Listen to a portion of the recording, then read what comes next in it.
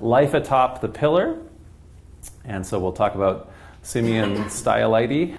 We'll just call it, we're not going to bother with the elder, but essentially, even though this guy did this and he's the first guy to go and decide to live on a pillar for his whole life, it became such a popular thing that he had many imitators, including another guy who was also named Simeon. And so they had to call that next guy Simeon Stylite the Younger. So what is this all about? So we're going to talk about also, in a bigger context, extreme asceticism and spiritual power in late antiquity. So in this time period, as the Roman Empire is spending all this decline and fall kind of time, as we kind of frame it usually. So just as a bit of terminology to kick us off, this wonderful word asceticism, as opposed to aesthetics, which I always hear when I'm kind of saying it. So this is one of our wonderful Greek words, and so it's from a Greek word meaning exercise or training. So as people are performing this thing, but it generally has come to mean abstaining then from all kinds of worldly pleasures, be it food or drink or sex or any kind of comfort. You're trying to do that because matter is, in antiquity especially, thought of as being the absolute opposite of spirit. And so if the flesh is the material world, if you deny the flesh, that helps you, in a lot of ancient thinking, focus on the spiritual world. And so then there's two different kinds of ways that people practice this traditionally, or we break it down maybe into two different ways, although they can do both. One is to be having what maybe it's called natural asceticism, so simplifying living. So people want to do that maybe today in the 21st century, where you downsize from a big house to an apartment and you don't have all the junk in it. You only have things that you use, or you could simplify if you could do it that way. Not everybody does that. Have you done that? So anyway, we went through that discipline, although we only got so disciplined when we moved from our house to an apartment here in Toronto. But I did have to give up 1,000 books. So I was only able to keep 2,000 favorite books, and I had to actually, my 2,000 favorite books I could keep, but the 1,000 books had to go. So anyway, very simplified. I'm an ascetic now. So the other way, though, is unnatural, or perhaps essentially where there's mortification. So where you're literally trying to punish the body. So famously, in like the Middle Ages, people like who are flagellating the people who are whipping themselves in order to really show that they detest the physical condition and flesh. We'll also talk a little bit here about monasticism, and so this is coming from the Greek word for alone. And so again, this is used though to mean devoting one's life to spiritual practice. And it's initially, because of this aloneness, the idea of it is as the eremitic tradition or hermit tradition. But because that always proved really, really tough to all kinds of people, so when you're just living completely alone in isolation, a lot of times people found that living the hermit life with a bunch of other hermits is actually easier to do, or we're more able to get it all done. And so it's like, let's all go be alone together, and so that's the idea then of the Cenobitic tradition, which is coming from the Latin here for common life. So where there's multiple, initially it begins as multiple hermits that have little cells that are all around, and then they have a common church or a common supply room and that kind of thing together. But eventually it becomes the kind of monasticism where then they each have cells in the monastery and then dormitories, and so in other words where they're living a true common life. So those two different kinds of monasticism. So obviously monasticism is not just in the Western tradition. So we had talked about this before a little outside in the welcome room, but essentially on the one hand, we're in the Western tradition, we have monks and nuns, but we have monks and nuns also in South Asian traditions, for example. These are Buddhist monks and Catholic monks. And so you might have seen, we tend to see Buddhas that are the big, happy, chubby Buddha, future Buddha, but anyway, these are kind of the fun Buddha whose stomach you rub. This Buddha is got less stomach, so because also in this Buddhist tradition, in the sacred story of the Buddha's exploration and life and path to enlightenment, one of the paths that he explores is extreme asceticism. And so he goes through this whole period of just not eating and just like fasting and not doing anything and just being meditative and until he's withered away down to this kind of deathly skeleton. Until then, he rejects that kind of extreme asceticism, and when he achieves enlightenment and becomes a Buddha, he promotes instead a middle path, right, where we don't have to go to that kind of an extreme in order to have a spiritual path. It's also existing in other South Asian religions, so Hinduism. In other words, this is a thing that predated the Buddha. The Buddha, it's before Buddhism. He goes and joins other Hindus who are ascetics and monks, and also Jainism, which is an ancient religion that is pretty extreme, but all by itself, by not wanting to harm other beings. And so there's all sorts of practices that Jains go through in order to avoid, not only just vegetarianism, but to avoid killing plants that as you're eating them, and also to avoid stepping on other creatures and this sort of thing. Although this tradition, although asceticism isn't a core component of mainstream Judaism, there were different streams or sects or schools within Judaism, especially in antiquity, so the Second Temple period that we've talked about in other lectures, that do have ascetic practices. And so one of the most famous ones for us in the 20th, 21st centuries, since the discovery of the Dead Sea Scrolls, are talking about this sect that's identified with the Essenes that Josephus talks about. So this Qumran sect, where they functionally have where they're kind of living as a group monastery or communal monastery that includes different ascetic practices. And so that group, for example, is having those kind of practices even if mainstream Judaism isn't doing that so much. And we've also talked about how this is not alien to the Greek and the Greek philosophical tradition. And so we had a whole exploration before on the Cynics. And so Diogenes here, who's the exemplar of the Cynics, he's especially promoting that kind of ascetic lifestyle that we were talking about that's natural, which is to say the simplified life. So he's not so much sitting around whipping himself, but he's instead saying, boy, thought I had really simplified my life because I only have, this cloak and, the lamp or here or whatever, the purse and the cup, until I saw a boy who was able to drink water just with his hands. And then I realized what a fool I was to be bothering with this cup. So now he was able to get rid of that and simplify his life one more whole step, right? And so there's a way then, so this idea then is to reject all of these kind of social conventions that really oppressively governed life in antiquity. So in the ancient world, you're really obliged to family, to city, to all of the cults that you might be part of. There's all kinds of rituals and everything else that you have to do as part of tradition.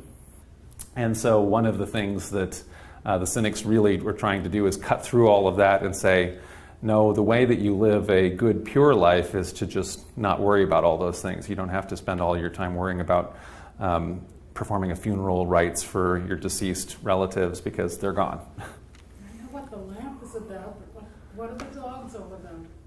Do you know? The what? I know what the lamp is for. Yeah. The lamp is, he would carry a lamp in daylight looking for an honest man. Right. What's with the dogs? Well, so they're called, that's the emblematic, Cynic, is coming from, this is where I know Latin but not Greek. But it's coming from the fact that they're called dogs, right? And so they're associated with vagrants and dogs, and so this is actually not an ancient painting. It's a Renaissance or Romantic painting, and so the idea of it is to symbolically show the Cynics here with the dogs, right? So, in addition to the Cynics, so Stoics, they also were interested in ascetic practices, so spiritual or philosophical practices, including things like meditation, engaging in Socratic dialogues with other people, engaging in self-dialogue, introspection, always thinking about things like that death is before you, and then in general just training yourself to live in the moment and be aware of that kind of a thing. And so all of those in some ways are ascetic practices that are also just alive and in the tradition prior to the emergence of Christianity. So this isn't coming out of, when we're going to see the Christians doing this, it's not coming out of, they've just thought it up or something like that. In as much as we customarily think of Cynics and Stoics as practitioners of certain philosophies, Yes. can we take it for granted that they were uninterested or opposed to the Greek gods? Right. So, yeah. So, Or calling all those gods. Yeah. Or giving us the religious. That's a great question. So the question here is that, so since we're talking about Greek philosophers, does that mean that they are naturally antagonistic to traditional Greek religion? Because we sometimes think of today in the modern world, as we have rewritten our vision and our framework of antiquity, when we think of the modern era and we think of the Middle Ages and we think of the ancient era, and we think of the Middle Ages as being entirely religious, and we think of ancient philosophers as somehow being precursors or secular people that are wandering around like our modern secular selves. But that's not the case. So in fact, the ancient Greek philosophers, I would argue, are actually all religious reformers.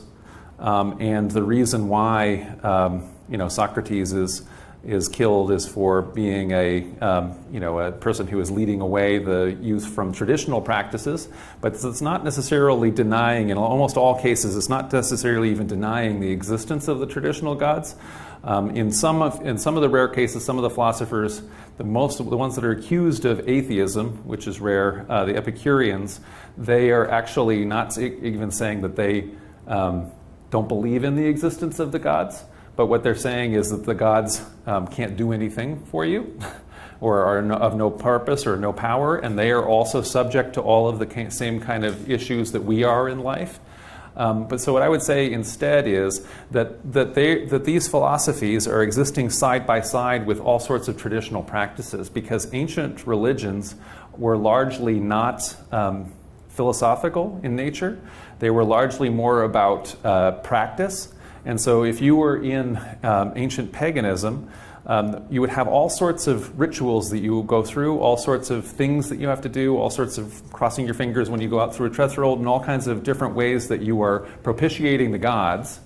But that doesn't necessarily inform your ethical behavior as you're wandering around. And so people who believed in the traditional gods and who went and were part of their local pagan shrine and did their devotions and things like that, then they could also then be a Stoic.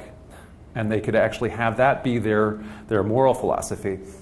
And so one of the things that becomes new with the world religions, in a way new, is that Christianity combines that together really and absorbs essentially all of the kind of pagan philosophies, especially, let's say, Neoplatonism, and takes that and just eats it and includes that with the rest of it. And so in that way, Christianity is an heir not just to ancient Second Temple Israelite religion, but it's also an heir to the ethical philosophy and of the practical Roman philosophies. Greeks and the Romans, yeah.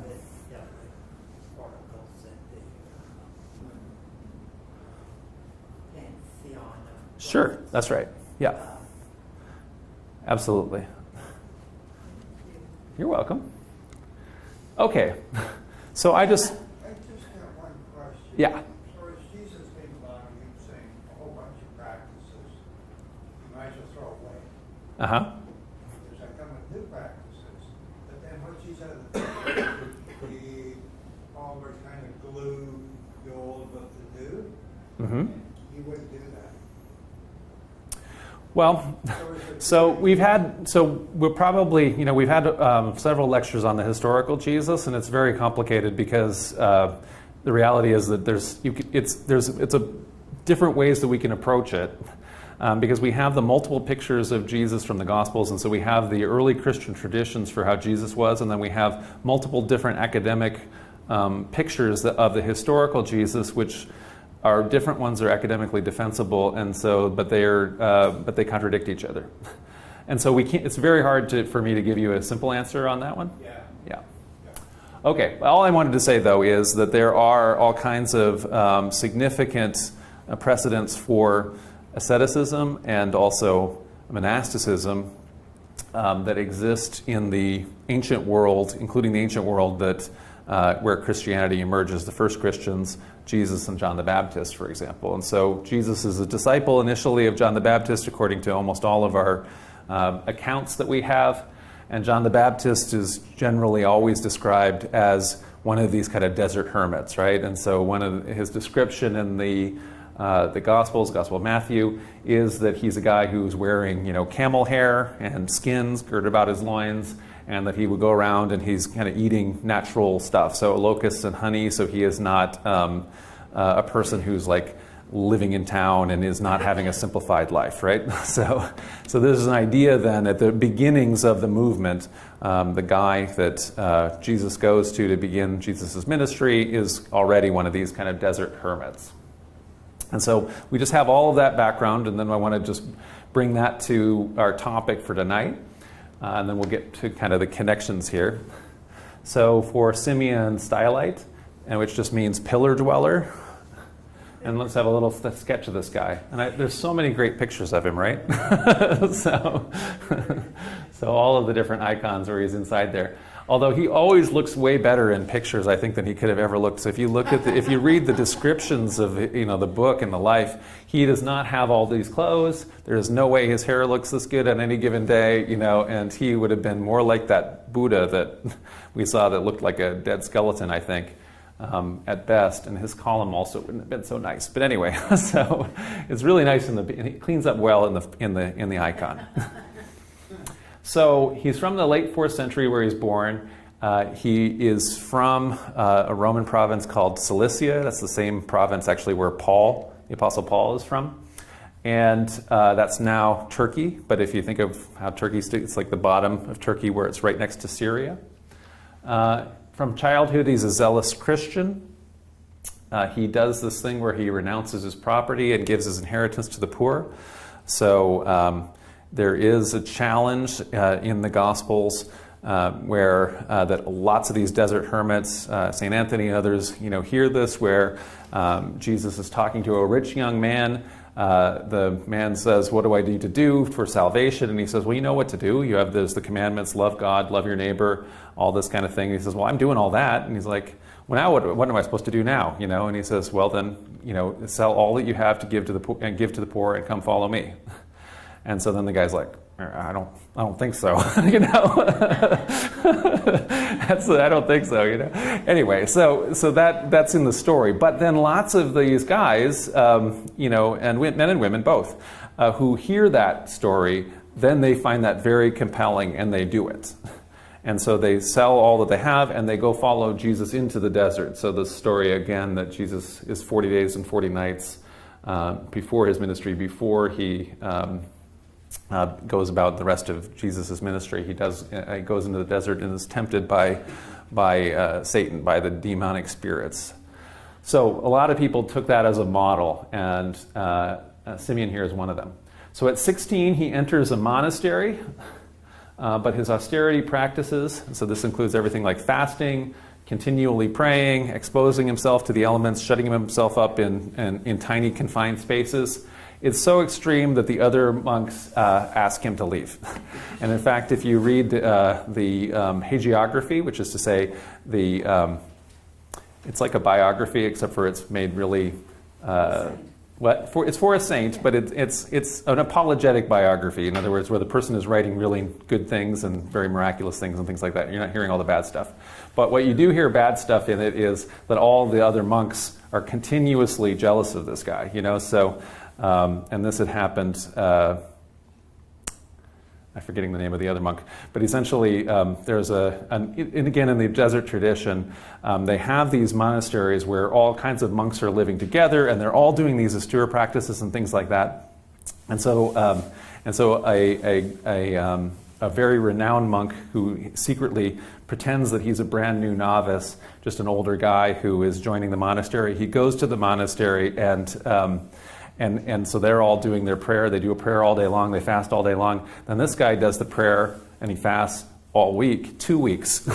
And so then they're all really put to shame, and they're all really jealous. And then eventually they say to the abbot, "You got to get rid of this guy. He's making us look bad," you know. And so this is the same thing that is continuously happening to Saint Simeon, where he is just constantly out showing everybody. And so the hagiographer is telling us that he's not doing it out of pride, guys. He wasn't doing it for pride. It's out of zeal. But it's hard not to think of him as being a little proud, you know, that he's completely showing up all these other poor monks. So anyway, eventually they're like, okay, you know, you got to go be super holy some other place. And so he moves on. So at that point, he's like, okay. And so he goes and shuts himself in a hut for a year and a half. And while he's doing that, he has they have the, you know, again in this 40-day period of Christian Lent, which is replicating this time period of Jesus fasting in the desert. He goes apparently the entire time, he's shut in, he goes apparently the entire time without food or drink for 40 days. And then they open it up, and miraculously, even the loaves that the abbot had forced him to put in there, they're all completely untouched, and he didn't eat any of them. So he was there when he could have been eating them or whatever. And so how do we know? I mean, it's hard to say how exactly, but the guy is a very extreme practitioner of asceticism, and the point of it is that this was deemed by contemporaries as being quite a miracle, so that anybody could go so long, that you could mortify the flesh to this extreme extent. And so clearly the desert fathers, these desert monks and nuns, are doing they're doing very extreme feats. Now, whether they go an entire 40 days, you know, I don't know if it's medically possible to do that. So however they're doing it, they are having things, they're making people very excited about it. Food, yes, drink, no. Yeah, so I'm not sure about it. So maybe they're meaning that at some point or other, he's like, in the story, he's like eating the dirt a little bit or getting moisture out of it. I'm not sure. So I'm not sure how it's exactly working, because it seems like maybe they're allowed to have water, but they're not drinking wine or something. But anyway, So one of the other monks, well, I'm going to actually read a whole bunch of quotes from it. One of the other monks wrote a whole life afterwards, a disciple of his. And so it lists off all of the different stories and lore that had come down, including all of the different miracles and visions that are attributed to the guy. And so that's been translated into English, and it's online. But I'll have a bunch of excerpts that we'll read tonight. So having done that, he then moved to a kind of confined space, and he lived there. But after all of this sort of extreme asceticism, so the word gets out that he's done this thing where he hasn't had any food or drink for all this time. And so he finds himself continually disturbed by pilgrims. And this is when he gets the idea that if he can't move away from them into the desert, he's going to move up. And so he moves to successively taller pillars. And so he has a little tiny platform, which is really, they describe it as being a little over a cubit. And so he's on a little platform, and that's initially on top of a fairly small pillar, but then it gets higher and higher until he's finally up on top of one that's 50 feet tall, where he spends 30 years on the final pillar without coming down. So, pillar logistics. So, how do you do that? So he's got a 50-foot plus tall pillar, and it's topped with a little platform that apparently had a railing. But otherwise, it's not a hut. There's no.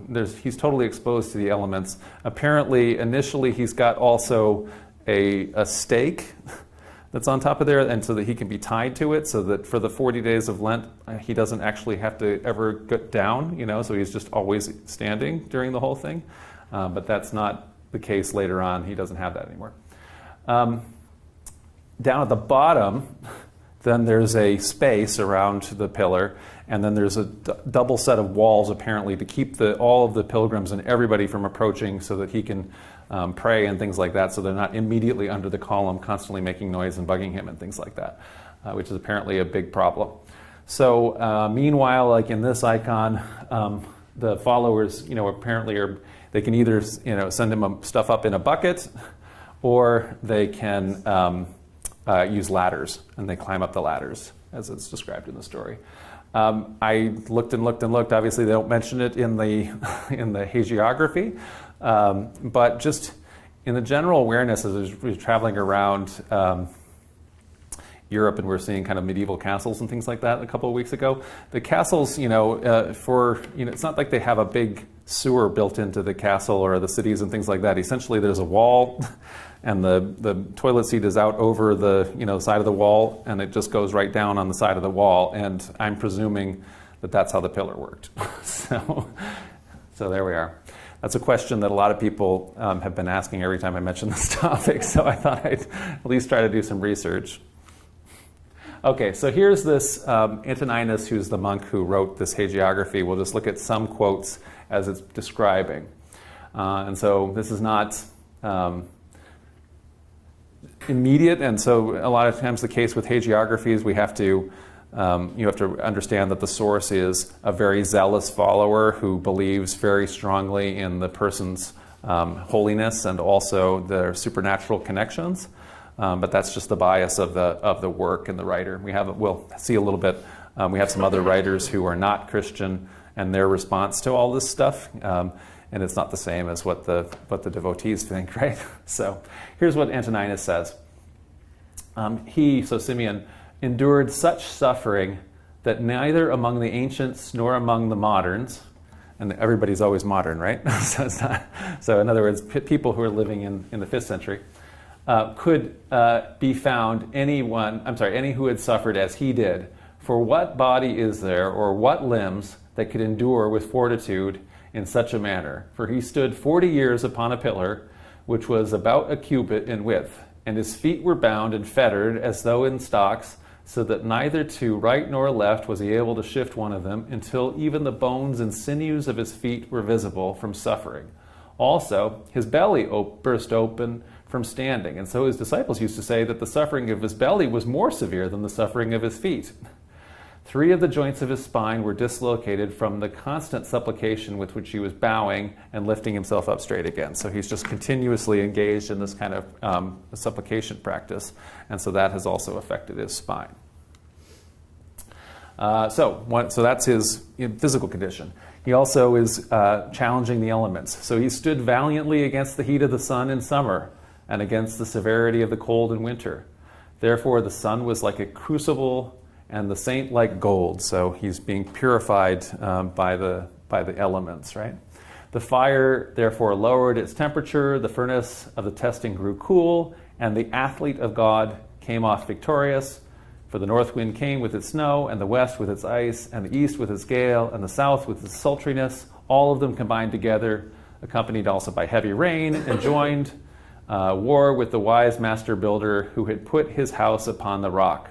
But the wind grew calm, the ice melted, the rain was absorbed, and the Blessed One came off the victor. Who then is not astonished that he, with his feet burst open and his belly too, stood day and night? So this is an impressive feat. If people were thinking about all of these horrible conditions, as you can imagine, and who wouldn't be impressed by that, his follower asks. So defeat of disease. So not just the elements, there's also disease. So one of these days, as he stood praying, a severe disease smote him in his left foot. Who would guess? It seems like if you're in this condition, that would happen. So while he was wishing for the evening to come, it was filled with ulcers. And when the next day dawned, it burst and emitted foul odor and was alive with maggots. Matter and a disgusting smell came from the foot, it should say. From the foot, and maggots fell out of it upon the ground. So powerful and bad was the stench that not even halfway up the ladder could one ascend without distress. So this guy is so smelly up there from the maggots and probably everything else. If you get halfway up the column, you're like, as a disciple, right? Some of his disciples who forced themselves to go up could not ascend until they'd put on their noses incense and fragrant ointment. He suffered this way 9 months until nothing was left of him except breath only. So he's just withered away to nothing, like that Buddha statue, right? The report of his affliction, so this particular time when he's wasting away to nothing and his foot has these maggots and everything, was heard everywhere, even reaching kings, bishops, and periodoites, which is to say itinerant priests, and many people came and tried to persuade him either to come down from the pillar until his disease was cured, or to take off one section of the pillar, so it'd be shorter pillar. He'd been on a shorter pillar before. Can't we do that again? Then it'd be easier for a doctor to come up there and actually help you out and apply remedies. But he would not yield to persuasion. Even the victorious King Theodosius, so the West Roman Emperor, with his sisters, sent bishops to him for the sake of this, that they might persuade him to come down a little while. But Simeon dismissed the bishops skillfully by saying, "Yeah, you indeed pray for me, and I have confidence in my Lord Jesus Christ, whom I serve, will not let me need physicians and herbs and medicines." So essentially, he is famous enough that even the emperor is concerned now that it seems like he's going to die from all these diseases, but he is able to successfully defy them all and say, I'm staying up here no matter what happens, and I'm not coming down because of foot or high water. So, and then he's ultimately cured of that, so he continues to live on. Just going on, summarizing then what Antoninus has to say about him is, what tongue is there that dare attempt the narration concerning this man who, while he was in the flesh, exhibited among men the deeds and acts of the Spirit? For he stood like a strong man and was valiant like an athlete. So we see he likes that metaphor. Athlete, a spiritual athlete, and endured with fortitude all sufferings, held in contempt all diseases, and lightly esteemed the evil one, and defeated Satan, and scattered his hosts, and put to naught his army, and received the crown of victory. For he publicly fastened his feet upon a pillar, clothed mysteriously with heavenly power. The fleshy body of his feet burst open from standing, but his whole mind was kindled for his Lord. The joints of his vertebrae were dislocated by continued supplication, but he strengthened his mind with the love of Christ, his helper. So you can kind of see here, on the one hand, we're seeing the kind of the impressive display of just destroying your physical self, but how people understood that in a spiritual sense, his followers. So this made him be a celebrity.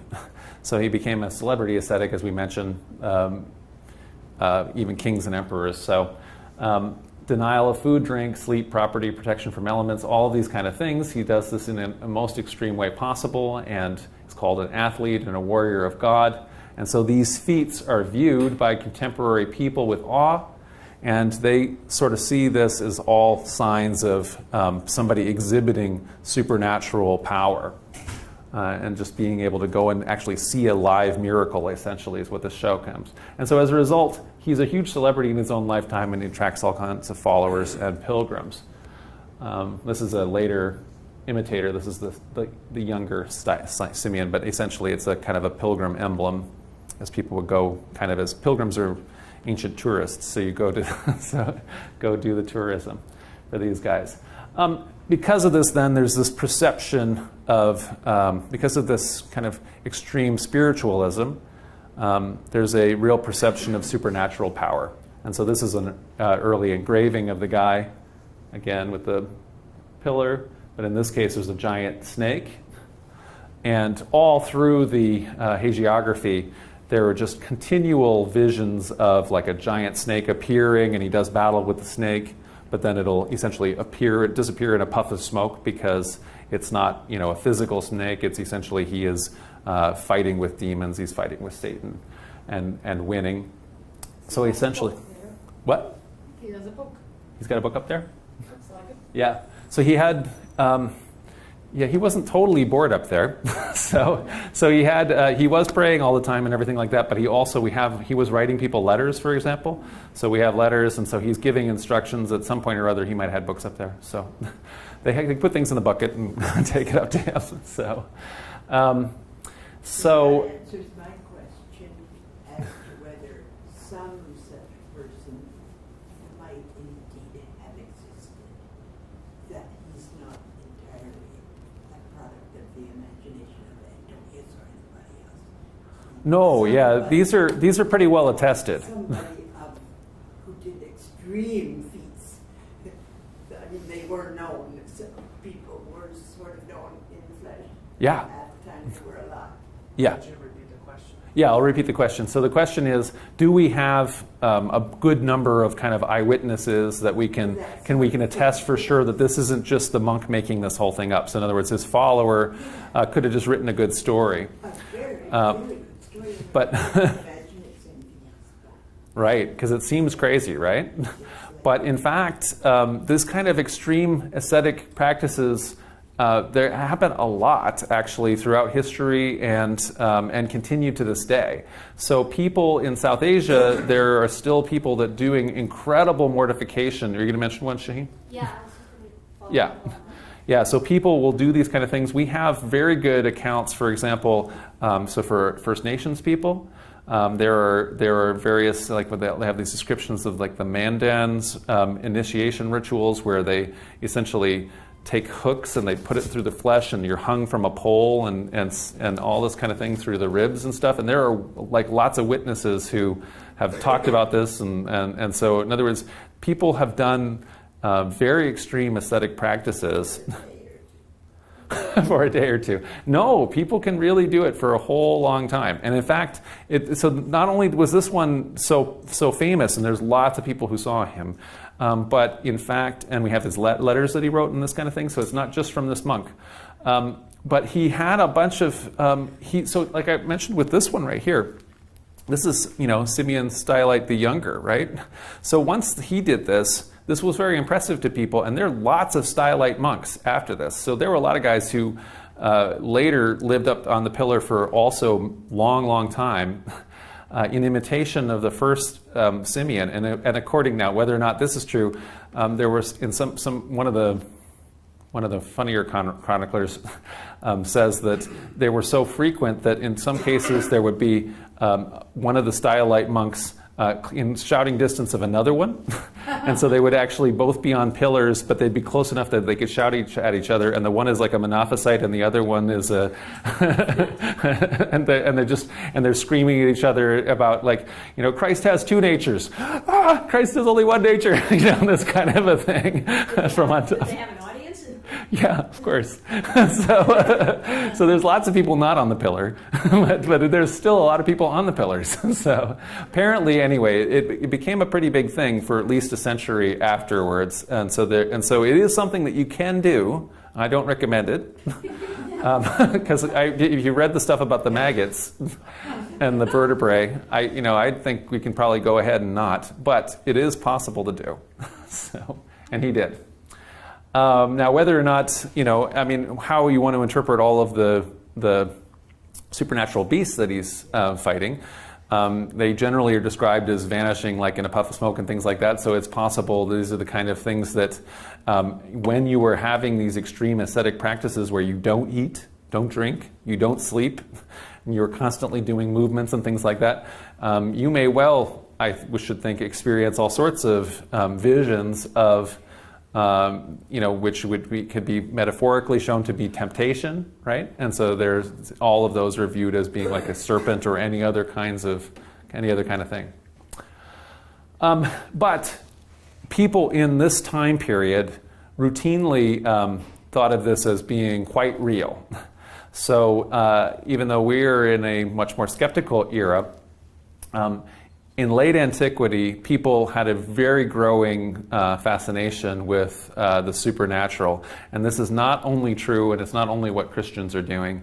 It is a general thing in Roman society. And so philosophers, for example, now have kind of routinely now started to do things where they're practicing thaumaturgy, which is to say wonder working. And so this is where we start to think of we start to think of wizards and things like that, right? So they're supposed to have potions and other kinds of things, and that's becoming way more what you're expected to do if you're a natural philosopher or scientist in the late antiquity.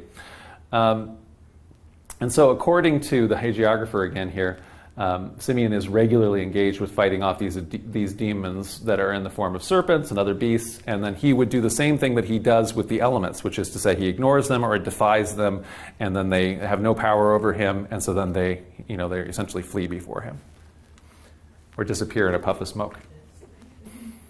So there is, like I say then, this perception that all of the contemporaries have of real supernatural power that they are sensing, that they are witnessing.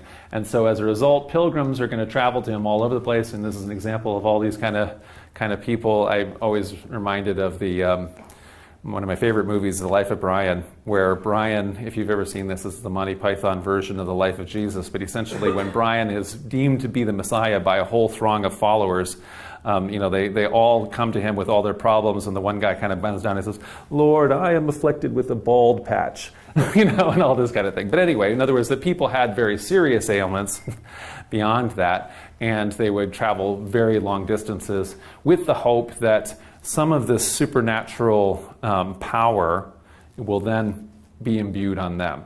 That essentially, that there will be, in the course of all this praying that he's doing, that you could be included, or your child that's suffering from some condition could be, he could do an intercession during this prayer. That could be mentioned. He's obviously closer to the spiritual realm than you are, not only in physical place, but also because he's so close to, like having renounced all of his physical self. And so by having that, by being almost in a transitional spot between the physical world, by having mortified the flesh so much, he is right there and can communicate presumably with the divine, and hopefully then there's a supernatural intervention that will result in a cure. And so people throng to him and find that. The hagiographer just lists them off, one after another person comes, they're cured, they're cured. So we have all the miracles that are listed as far as the hagiographer is concerned, and so again, we have to understand the bias of the source. But there's all kinds of other things too. So just in the whole list of the miracles, I'm just pulling out just a handful here. So farmers who are having a drought, they come and ask him to intercede so that God will bring the rain. There's a herder whose flocks are preyed upon by this mysterious man-eating lion that they'd never seen before, and where did that come from? And so they ask God to intervene, and so he actually prays, and God sends the lion paralysis. And so then they're able to kill the lion. Anyway, so there's all kinds of those kinds of supernatural petitions anyway that people come, and the hagiographer, as far as they're concerned, all of these have very positive conclusions. Yep. And was there already growing in the Christian church at that time, at the institution of priests? Mm-hmm. The parishioners might ask them for all sorts of interventions of this kind. Sure. That's right. Real things. I mean, that was already developing along at the same time as all this. Yes. Yeah, so the question is, on the one hand, we have like a person who is out in the desert that is really being a monk, and so people are coming with those petitions, but isn't there alternatives in the church? So the church has also got a secular hierarchy, a secular clergy. That's what we call it. So the difference between the monastic clergy and the priests. And so the secular clergy are the priests and the bishops, and every one of the different cities in the empire will have a bishop, and the bishop will supervise priests. And so like you say, the priests also, the people could also come to the priests and ask for a blessing, and they could also come to the priests and ask for the priest's prayers for intercession. And yet, and so you're, I think, anticipating, and yet they're going off to these desert guys. So a lot of people are going off to these desert guys because they're thinking, well, what did the priest ever do? The priest is just sitting there in the church being rich and isn't being very holy as far as I'm concerned, maybe, or the bishop doesn't seem holy. And the rain hasn't come. So exactly that. And so you can imagine, though, when all of the people, the bishop sees all the people going out to the desert to this guy that's sitting on the column, not coming to the bishop anymore. So the bishop may also weigh in the bishop's mind. So I think you're anticipating an issue here. So one of the things that happens then, that accrues because of this miraculous power, perceived miraculous power, is actual political power. And so he definitely, as from what the story we have in the Hagiography and also in letters that we have, there is a sense that he feels perfectly capable of giving advice to political leaders. So, for example, all through the whole Hagiography, there's list after list of envoys or actual provincial officials or different leaders, including envoys from bishops, foreign kings, and even Roman emperors. So at a certain point, the Persian Shah sends representatives. One of the top Zoroastrian magi come. So in other words, even the different nearby foreign powers are recognizing this incredible spiritual power, at least as far as the Hagiography is concerned. And so one of the things that happens, at least again, like I say, in the stores, which as far as from the standpoint of the monks, is that he always stands up to these guys. He always rebukes them, including even the emperor, right? And so as opposed to simply kowtowing to them and saying, oh, great emperor, in that way, he's following in that same tradition that we had when we were talking about the ascetics. We were talking about Diogenes, at least according to the story, where he, when Alexander comes because of Diogenes' incredible spiritual power or philosophical or ascetic power that he has, and Alexander asks to, grant him anything that he wants, and Diogenes says, well, get out of my son, because your shadow here is keeping me from getting my tan or whatever it is, And so he doesn't want anything from Alexander but then him to get out of the way. So in other words, because he doesn't care about kings. And that same thing is true now for, in that same tradition, Simeon is saying that same thing anyway about the emperor himself, Christian emperor. Okay. So this is what the Hagiography again says, going back to the saint's life. Letters of kings poured in, and by the hand of messengers in writings, petition and request, with captains of their hosts, they were sending to his righteousness, to Saint Simeon here, and they besought from his holiness that he would bless them and pray for their kingdom and the rulers who were under their power, and that he would command them all whatever he pleased. So that same thing, like Alexander said, whatever you want, Diogenes, we'll do. Joyfully without refusal they received his word, and in beginning their letters they write, Father and Teacher, who God has given to us, they addressed him, and they implored him that he freely would command them concerning everything. So that's essentially taking that same tradition that we saw with the Stoics and Alexander. But whatever praised and glorified God and was for their souls' welfare and of help for the poor and establishing their kingdom, he counseled and advised them.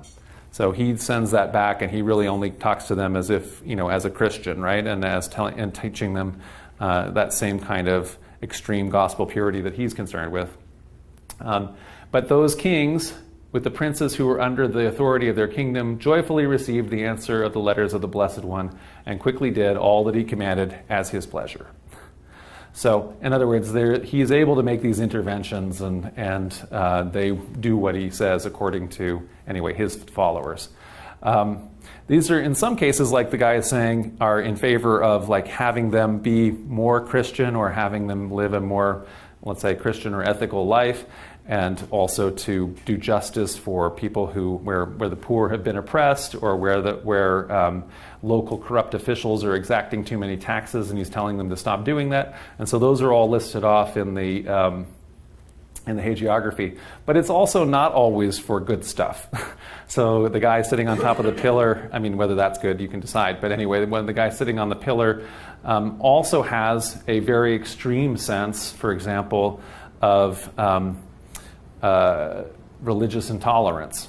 So in part, one of the emerging things that's coming in this time period is, as Christianity now is the state religion, the state and the state church is having less and less tolerance for people who are not Christian, and for people who are especially people who are representing a heresy as far as the state church is concerned from the Orthodox, anyway, version.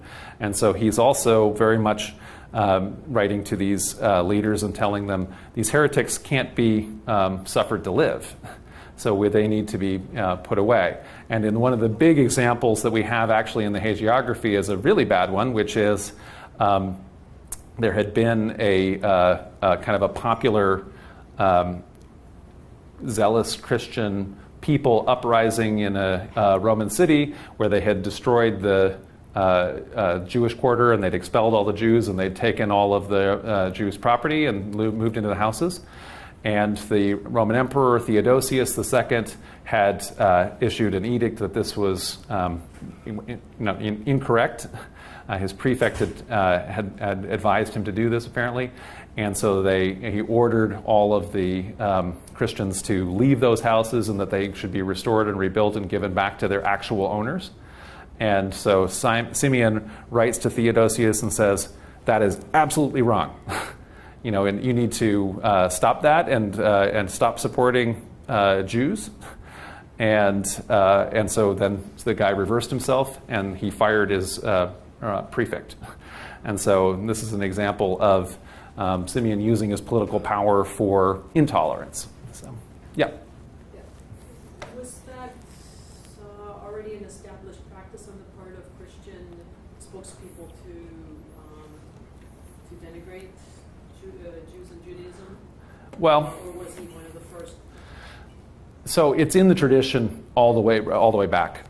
So it's so since Christianity emerged from Second Temple Israelite religion, and because of the schism that occurs between the two early religions in the first century, there's a moment when all of these Jews who believe that Jesus is the Messiah and won't stop talking about it in the synagogues, and there's all the other people who are like, stop talking about it. At a certain point, there's an edict that they can't go to the synagogue anymore. And so when that happens, for example, in the John community, so the community that created the Gospel of John, they recall that event, so it's their event, even though it's put into Jesus' words. Their writing of that gospel occurs after that edict. And so as a result of that, they write a lot of things, even though they themselves are Jewish, the writers of that gospel. They no longer kind of are considering themselves to be Jewish because of this schism that's happened. And so as a result of that, in the Gospel of John, we have all kinds of very strange things where Jesus is walking around talking about the Jews, which he would never, the historical figure would never have said, because if he was using the word Judean, which is what the Greek there would be, he was a Judean as far as he was concerned, So well, eventually the worst and the strongest calumny against the Jews through the later developing churches, Yeah. that they were the Christ killers. Right. Is that already being So that's coming from this John idea. So there's this idea, it's written into the Passion account, and this is the poison seed of Christian anti-Semitism, I think, which clearly is a Christian apologetic, something that's non-historical, where at the time that Christ is being killed, the people in Jerusalem, the Jewish people in Jerusalem, say, "Our blood and the blood of our children be upon him for this crime," or but kind of our heads for this crime, or something like that. So that is written in, unfortunately, at the kind of a pivotal moment. Gospel of John. So I think it's in the Gospel of John. Not in the deed. So the Gospel of John is maybe written in 90s or 100 AD. So maybe something like 70 years after Jesus' life. And so it already is reflecting a new religious tradition that has broken away from their co-religionists. And unfortunately, when that happens, a lot of times the people who are immediate cousins especially hate each other. And so so that unfortunately is there. And so what I would say about this with Simeon, the Christian emperor obviously was saying that this isn't legal to be doing this. This is a popular thing which happened all the time, and he actually had issued an edict to correct it. But unfortunately, so pop leaders like Simeon were in favor of having this kind of thing happen. And in fact, this is not only with Jews, but this is also for the pagans. So for people who are practicing the traditional Greek religion, this is these guys, and we'll talk about this, like St. Simeon, are the real shock troops that are causing the conversions to happen, or forcible conversions to happen, as opposed to the imperial government. So what will end up happening is these guys will go in And they do things like expel the Jews from the quarter, or they will go to the pagan temple and they'll just tear it all down. And then the problem for the people whose temple it was is that they don't have any recourse from the imperial government. So the imperial government doesn't then fix the problem. The imperial government doesn't actually send legions in and to tear the whole thing down or something like that, but rather there are popular zealotry movements that no justice happens for the people that are dispossessed. So, shock trips, that anticipated where we were going. Good anticipation. So here's an example, an icon of one of these zealous Eastern leaders going and taking the idols or the pagan statues from the temples and smashing them. And those are poor pagans who can't do anything about it, right? So not just the elite. So we talked about how all these kings and other leaders are sending their envoys to these spiritual guys. This is also very, very popular, and it's engaging all kinds of the regular people all around the East. And so there's just all this incredible level of awe from these celebrities. And so the monks then are really doing the work of spreading then Christianity to the masses. And one of the ways that they do that is that, like I mentioned, they go to a pagan shrine, which could be 1,000 years old or anything like that, a shrine, let's say, to Aphrodite. It's always been there. They go into it, they burst the doors open, they go and get the cult statue, they take it out and smash it and denigrate it, and they say things like, "Oh, Aphrodite, if you're such an important god, then why am I able to smash your ancient temple here? If you have any power at all, strike me down," and this kind of a thing. And so in being able to do that and then have no, let's say, cosmic consequences, but then also no legal recourse, because the pagans aren't able to go and complain to anybody because the officials turn a blind eye to this. That's one of the reasons why there's really no recourse in paganism. It actually has a fairly rapid demise as a result of not having a comparable counter-organization. So it's largely local shrines that are kind of run by volunteer civic priesthoods, and so they don't have any kind of funded institutional support like monasteries or churches that it can actually, or paid clergy or anyway, clergy that are professional that are going to back that up, except for in Egypt. So, one of the things then that this resulted in, according to the hagiographer, how many thousands and myriads who were even, I guess, yeah. Of and unconscious, yeah, I don't know.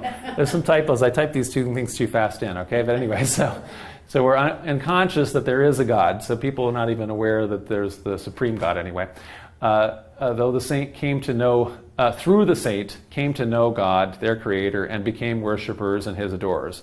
So people are brought to Simeon's idea of God through his actions. Again, how many unclean were sanctified? How many licentious became chaste at the sight of him? How many also who were not persuaded in the fear of our Lord, who came to hear him from distant places when they saw his beautiful person, which I wouldn't describe it that way, but they were thinking it's pretty amazing, and his discipline and never-ending toil, despised and left the transitory world with all that is in it, and became disciples of the word of truth.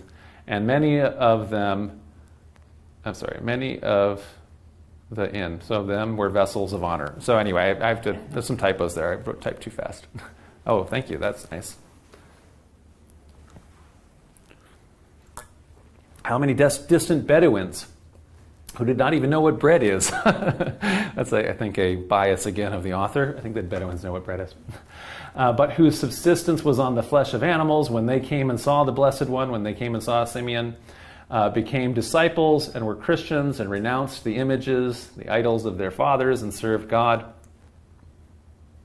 How many barbarians and Armenians and Artians? I don't know who Artians are. I looked this up. I couldn't find it. Presume somebody kind of in eastern Syria or something like that. Armenians and Artians and pagans of every tongue came continually and every single day, crowd upon crowd, received baptism and confessed the living God. And there was no end to the Arabs and their kings and chiefs who received baptism and believed on God and confessed the Messiah, and at the word of the Blessed One also built churches among their tents. So essentially, all of this thing, they're drawing the dots here, has led to mass popular conversions through Simeon's life. And in general, this whole process of all the people that are like him in the desert. However, we were mentioning, okay, so we have to deal with the fact that we've been reading now mostly from a very pro-Simeon source, even though it doesn't always come off in the positive light by our own modern day perspective, especially with the intolerance and stuff like that.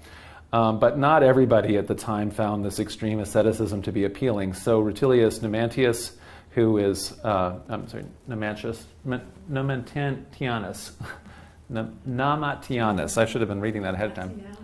Rutilius Namatianus, prefect of the city of Rome in the early 5th century, so an important official who it's not clear but probably hadn't converted. So there were a lot of holdouts actually in the city of Rome itself among the old senatorial elite.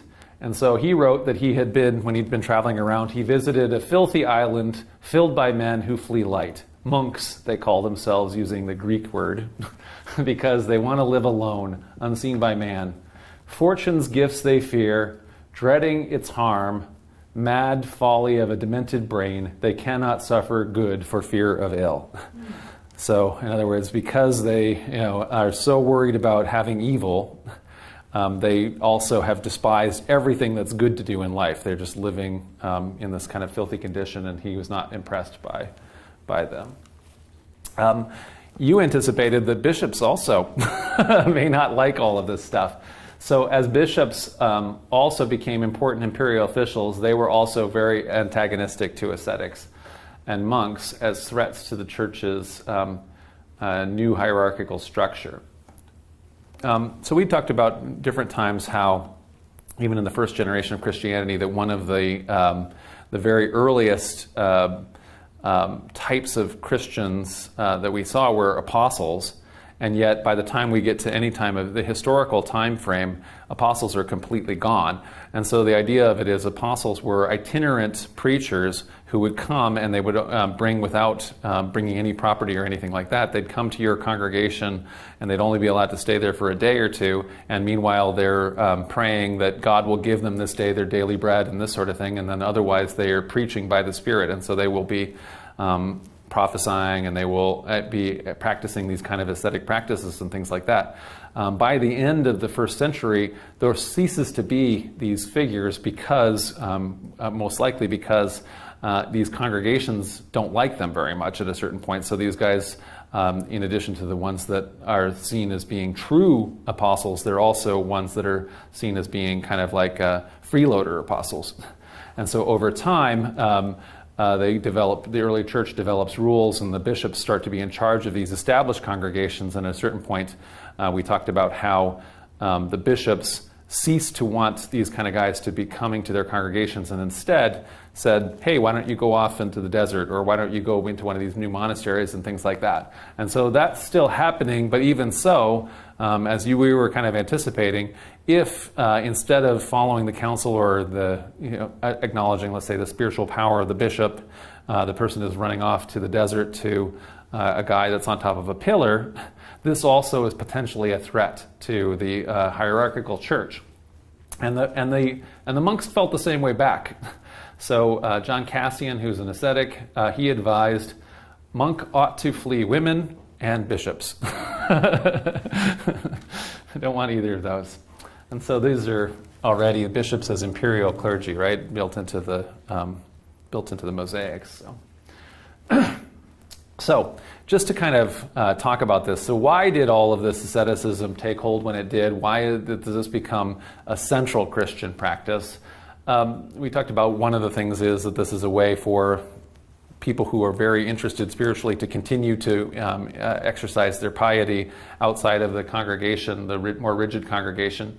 But another thing that is pretty clear is that while that the replacement of this early Christian ideal, anyway, of martyrdom As that can't happen anymore once Christianity becomes the state religion, in some ways, going off and doing extreme asceticism, it becomes a replacement for that martyrdom. And so this is an image of St. Ignatius of Antioch and just being fed to the lions in the Colosseum. Whether or not there's a lot of this trope of Christians being fed to the lions is actually a little bit more trope than we have very many examples of it. But because the imperial idea about persecuting Christians was not ever systematic, or in general for the whole empire or anything like that. It's not like the first 3 centuries of Christianity, the Christians were constantly being hunted down and fed to the lions by imperial officials. Rather, what was happening is if a Christian really kind of went out of their way to get martyred by imperial officials, the imperial officials would usually oblige them. But it was like, in general, all you have to do is if you wanted to not get martyred, the official would say, would you just do a prayer before the genius of the emperor? And so if this is the statue of the genius of the emperor, if you go like this, then that's fine. And so in other words, that's showing that it's more or less for the Roman Empire, that's showing that you pledge allegiance to the flag or something like that. And if you refuse to do that, because you're saying that's idolatry, because the emperor's genius is pagan. We're in Canada. Yeah, if you refuse to take the oath to the queen because you're saying, I'm a republic person, I'm not a monarchist, and then Canada executes you, right? So There are people who refuse to take the oath of citizenship because they won't pledge allegiance to the queen. right. Well, how silly is that? What's a little perjury among friends? Well, that's what several of the Christians said. So what's the difference? However, there were a bunch of them that were very firm that if you actually did that, then you were a heretic. And then if you were a bishop that did that, then that means that all of the different sacraments that you afterwards performed are not valid. And so when that happens, that means that everybody that got baptized by that bishop, isn't actually baptized, and if they became a priest and they, what I mean? So in other words, on so on and so on. And so that ended up being the position of the Donatists, but that the Orthodox Christians decided that's crazy, that's chaos, that's heresy, stop saying that. So anyway, yes? Again, but this whole doctrine of rendering unto Caesar what belongs to him and unto Christ or God what Yep. belongs to him. The idea that they can be held very well in the mind of the Christian believer is already quite has been preached in. Uh-huh. So the question is, there had already in the tradition this phrase and a saying of Jesus, which is "Render unto Caesar that which is Caesar, and render what unto God it is God's." And so that is already in the gospel texts, and so that would have been, by the 2nd century, very commonly held by Christians. But then there's always things that are subject to interpretation. So what does that mean? So what is God's? So God's might be, everything that is God's might be everything that's spiritual. And so if you were actually doing a prayer to the genius of the emperor, that might be God's. That's not Caesar's. So in other words, those people can still argue, well, I pay my taxes, but I don't do this because that's against my religion. And so that's the thing. And so that was a conflict. And so anyway, so some people like Ignatius did get martyred for that. And so there are a lot of early Christian martyrs, although we don't even know, for example, if Ignatius actually got eaten by lions. But he probably did get martyred in the Colosseum. The lion story isn't contemporary, so we're not sure. Anyway, after Constantine converts and he issues the Edict of Milan, and so ends all, Christian persecution, legalizes Christianity, there's not going to be martyrdom anymore. And so Sulpicius Severus writes, to fast and to keep unceasing vigil, to lacerate the flesh, this is also a martyrdom. So we're not going to be able to be martyrs from the government anymore since we are the government. But if you have this kind of ascetic practices, you can experience a new kind of martyrdom, right? So when we look at the Roman Empire, then, this is in the 4th century, the end of the 4th century, this time period that we're talking about, we have one of the very earliest of the desert monks, Anthony, who goes out into the desert after he gives all his possessions away and seeks this kind of spiritual life in the area around Alexandria. Then Pachomius, who decides to help create a community around that. So instead of just living as a solitary hermit, taking, like we said, all of the hermits together and ultimately having colonies of thousands of hermit monks and nuns that are living there. And we've talked about Pachomius before a couple times because this area where that monastery, those monastic colonies, that's where we find the Nag Hammadi library. And so when we found all that Gnostic library, some of Pachomius's monks, presumably, or nuns, were secretly reading Gnostic books. And at a certain point, when Gnosticism was out of style, they put them all together in a box and they buried them, which, like we've said forever, I always lament that everybody in Egypt should have been doing that all the time. We'd have all these books if they'd only all done it. Basil the Great, up in Cappadocia, up in what's now Turkey, becomes kind of the person who essentially writes the rules or makes the forms for Eastern or Greek monasticism. For the Westerners, people like Jerome, while he's in Palestine working on making a Latin version of the Bible and everything like that, he's also living as a monk, and so he is also promoting, as such an influential writer, he's promoting the idea of monasticism.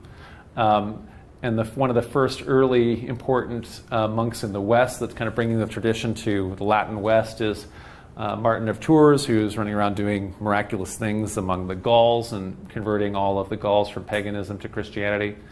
Then we have our Simeon, right? So living on his pillar. And then finally, much later in the West, just as we're kind of aware of it, so St. Benedict, so the Benedictine order, Benedict regularizes, instead of having crazy guys on their own living on pillars doing who knows what, sending whatever advice to emperors and confounding them, now we have monks living on a very regular rule in kind of Roman villas together where they're engaged in doing very particular tasks, that are less politically unstable, than what Simeon might be doing. So kind of that expansion. They all lived long. Like Yeah. Simeon lived 69, Jerome lived like, old was this guy? Yeah, he's very old. What is that, 90? Yeah. Yeah. Fresh, Pachomius yeah. Well, so one of the things that, so people always talk about how life expectancy in the ancient world and medieval world is really, and especially early modern world, is really, really short. But it's really because your life expectancy as a baby is very bad. So infant mortality, you could really just die. And that's true all through childhood. You really have to have lots of kids in order you can't just have like a modern Queen of England having an heir and a spare. You got to have more than one spare if you want to make sure your dynasty is going to actually last. And so essentially people would die in childhood, but essentially once you got over the threshold into adulthood for a man, and then depending on how much you were a knight or something like that and fighting in war, women of course had the additional issue of childbirth and dying in childbirth all the way up through middle age. But then once you got kind of into the kind of middle age, which is to say old age as far as ancient and medieval people kind of thought, then you could pretty well live on. There wasn't anything stopping you from having fairly long life. So people did live long lives. It's just your average life expectancy at birth was quite short. I'm just talking about these guys. Yeah, the monks, these guys, these leaders. Ascetics who lives in a column. What? Those guys were living in a column and Yeah. malnutrition, etc. Well, they're not all terrible ascetics like Simeon. so I mean, at least some of them. I mean, Benedict is like, he's like saying how much wine you get to have. I mean, it's not as bad as all that once you start to regularize it, right? So. And Anthony? Anthony. 105? Who knows? I don't know. I find it hard to believe. That's what I got off of Catholic Encyclopedia or something like that. Well, it must be true. Okay. So there's this tension then. We've kind of talked about this, and so this is kind of one of the themes that we've kind of been talking about. So we have this people who have this perceived spiritual power because of their ascetic practice, and so that gives them a lot of credibility with people in general, but also leaders. And then that gives them a lot of potential to cause change, provoke change that's for the good or also for the bad, potentially chaotic. And then what we have on the opposite side of that is the institutional pressure. So the church, its hierarchy, the fact that it's become a state religion. And so there's an inbuilt institutional desire, obviously, to promote order, stability, control, and things like that. And so there's going to be a tension that always happens. And so what we tend to have then in all of these things is you'll have this kind of spiritual reformer that is seeking something, like could be to live some kind of very true or fully dedicated or completely zealous life, like Simeon did. And that'll challenge then the institutional church or the emperor or the bishops or all that kind of thing. The institutional church's response frequently then is to co-opt these guys. So wouldn't it be nice if you all lived in a monastery together instead of that, and the monastery is subject to an abbot who follows the directions of his bishop? Wouldn't that be how it should work? Oh, okay, that sounds good. So then that's co-ops and regularizes it, brings it under rule. And then the result, though, is then that those guys that are brought into it within a generation or so, there's a loss of the kind of spiritual vitality within it. And so we'll see that again and again and again, where the Benedictines, they'll have these monasteries. They start out having ascetic life, and they're doing all this manual labor and things like that. Over time, their monastery, everybody loves how spiritual it is. So they donate all of the bequests to it. They leave all their money and other things like that in order to have the monks pray for them. Then those monks become really rich, and then it becomes less exciting to do all the work. Well, maybe our servants could do the work, and that kind of a thing. And so then it becomes less impressive over time. And so then somebody else who has the same idea, this new spiritual reformer, then they challenge the institutional church. And so then that cycle will continue again and again and again. So we have, like I mentioned, the Benedictines. They become not as extreme. So then Cluny has a whole bunch of reforms, and we have Cluniacs. The Cluniacs quickly become super rich. So then the Cistercians want to come in and be really extreme again and ascetic, and then, of course, they become rich. The Franciscans, likewise, So that kind of thing is happening. The other thing, though, that happens, the other way to have a challenge is the other response. The church doesn't always do this. The church has another potential response, which is smash. So in other words, if we can't co-opt you, then we can get rid of you. And so we've seen that when we had our lecture on the Cathars, and also things like the Waldensians, the spiritual Franciscans who are trying to take the Franciscans back into their roots and things like that. End up not being co-opted. They end up getting branded heretics. And ultimately, even we can say that maybe going down to Protestantism, which begins as a reform, but ultimately is not able to be smashed and instead leads to schism, permanent schism in the church. So, Stylitism and Asceticism today, and so we're just going to have this leave this for thought and for discussion. There's different ways we can look at what Simeon did. So one of the things that people did crazy things in the Roaring 20s. And so one of them is they recreated this pole sitting fad where people would go, and this guy would, I guess, sat on the pole for 51 days. In this case, we do have the logistics of how they went to the bathroom, because it's more in modern times we have more records. What? Is he in Toronto? That fella? I don't think so. I think they're in America, in the United States. I think aren't Torontonians more sensible than that? I don't know. So I don't know. I don't remember. But anyway, but essentially, they're like, okay, everybody look away, and apparently there's some kind of a funnel with a tube that goes down. And anyway, it's exciting. That's how you have to if you want to do that. So I don't know that that's the only legacy here. Another one that's also rare, there is actually a 21st century Georgian monk who has gone up and is living in a historic monastery that's on top of this natural pillar. Although the guy does come down, so every once in a while. So he hasn't only been up there, I think he comes down every couple weeks. But in any event, he's generally living up there, and it's sort of not in quite the same way because he's got a house. But anyway, it's similar. There's a pillar involved. So the question, I guess, is that we can have in discussion offline and then afterwards is, where do these ascetic practices have appeal and value to us today in 21st century Toronto? Are there different ways where we do things? We talked about like people having a sense of simplifying their lives. That's one thing that maybe people do in terms of the natural ascetic practice. But are there other kinds of things where people have decided that there's value to various extreme dietary practices or other things like that still kind of evoked all of this? Or is this the kind of thing where we're in this kind of post-enchantment universe where it's harder to be worried about visions of serpents coming and challenging us and that kind of a thing because we are too material, maybe. So we can talk about that after. So thank you much.